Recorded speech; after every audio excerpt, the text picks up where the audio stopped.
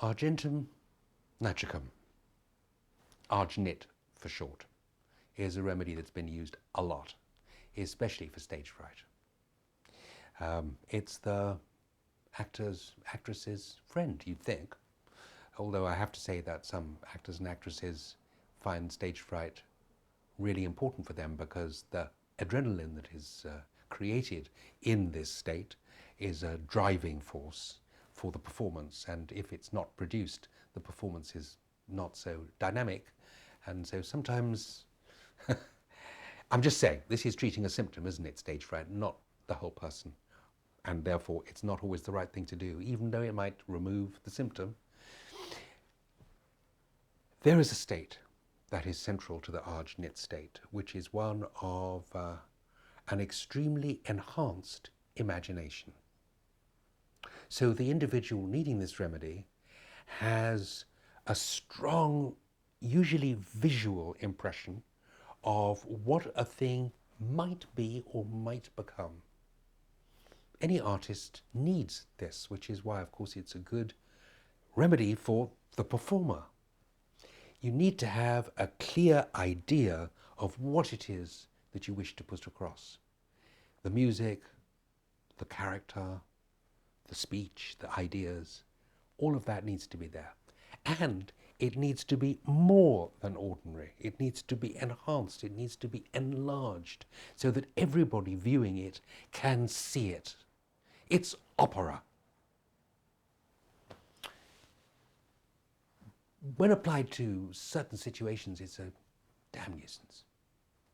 If you are going to cross a bridge over a chasm with a roaring torrent underneath you, and the bridge has got slats so that as you cross you can also see through, being an Argnit character would be the worst thing on earth, because there is no way you'd even put more than the first foot on that bridge.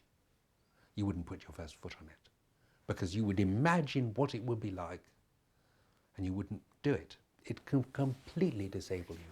Another thing that's a very terrible situation for Argnit is a narrow place, because you can imagine how it could just squeeze you and then there'd be no air, and you might be crushed and you couldn't breathe and you would surely suffocate.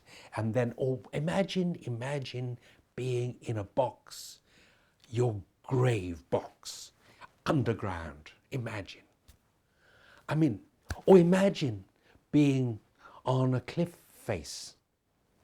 This is not claustrophobic now, this would be just on a cliff face and there's a sheer drop. You would imagine going to the edge and looking over, and then you'd have to come back.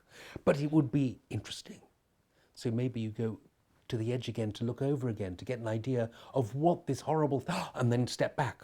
So you're playing this dance with your imagination of encountering it and drawing back from it in horror.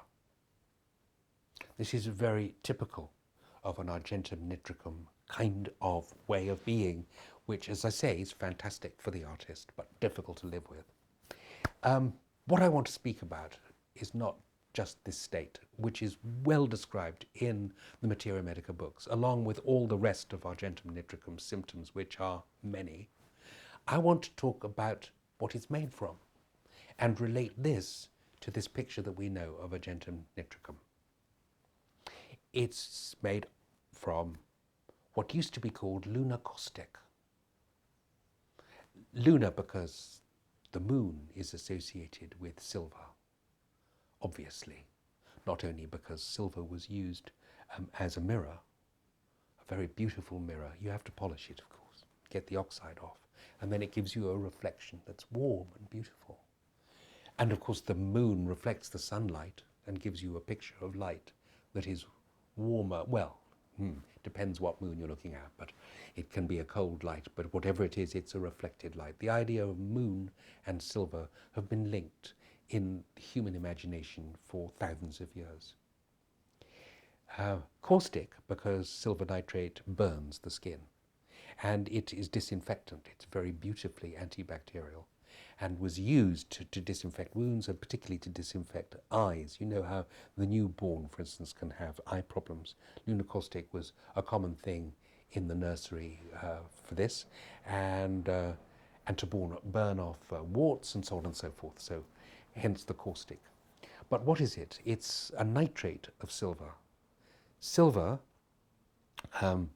is associated with performance, as I've said, but it's also associated with reflection, like the silver of the moon or the silver of the mirror. If I'm moving too fast for you to catch my ideas, just understand that we're grouping together ideas that fit in a very large framework. This is not science. This is analogy. This is like poetry. Things that fit with the idea of silver: the moon, reflection, beauty, jewelry, making things more beautiful, showing the lovely side, mostly, because silver is warm and tactile and malleable and easy to form, and it has an inherent beauty. With this idea is mixed chemically with the nitric acid idea. And nitric acid is one of the most corrosive acids that burns and destroys, especially protein and tissue, skin, very effectively and painfully. You know from looking at the provings of nitric acid how painful those wounds are. So the idea of silver has been twisted in a certain way, and now there's more to say about it as well, because nitric acid is associated with, or rather, the chemistry of nitrogen and oxygen is such that it is unstable and generates a great deal of heat when when the elements join. And heat is associated with expansion and indeed with explosions. So nitrates, as a group, lead to expansion and explosion. All the high explosives used in First, Second World War and so on, and still used, of course, are nitrates. Let's just name a few of them to get the idea. There's ammonium nitrate, there's toluene nitrate, TNT, trinitrotoluene. There's glycerine, nitroglycerine. There's nitrocellulose. That actually was the stuff used for making film. And you know how flammable old film was because it was made of nitrocellulose. Very dangerous for the projectionist and the audience. Let's think, picric acid, another nitrated, is another high explosive. So there we are. And then, of course, there are fertilizers, the nitrates that are required for fast growth. And if you put too much nitrate in the soil, you overgrow, and the plants fall over because they can't sustain that amount of growth. And nitrates are used as vasodilators. Amyl nitrate, and the nitrates that you give to heart patients in order to dilate the large arteries to get more blood through in cases of angina, for instance. The nitrates that are used to enlarge the penis. I mean, Viagra is a nitrate. So this idea of enlargement is, I've almost forgot to say the one that enlarges your mind and makes you very hilarious and produces lots of laughter, which is laughing gas, another nitrate. So this idea of expansion put to the, and also the possibility in the nitric acid itself of corrosion and of harming, and you put this idea with silver, which is the idea of image. Oh, I forgot to mention something in silver. Photography owes its existence to the salts of silver, which carry the image into silver domains. Actually, what happens is the silver bromide is sensitive to light, and silver crystallizes out, leaving little dots of dark material. And between the light and the dark is the image. So you put all these ideas, you get the idea of enlargement of the imagination, that which creates and holds and works with the image. And you've got Argentum Nitricum in a nutshell. I'm just saying, if we think of homeopathy in these terms, it enlarges our understanding for what is important therapeutically.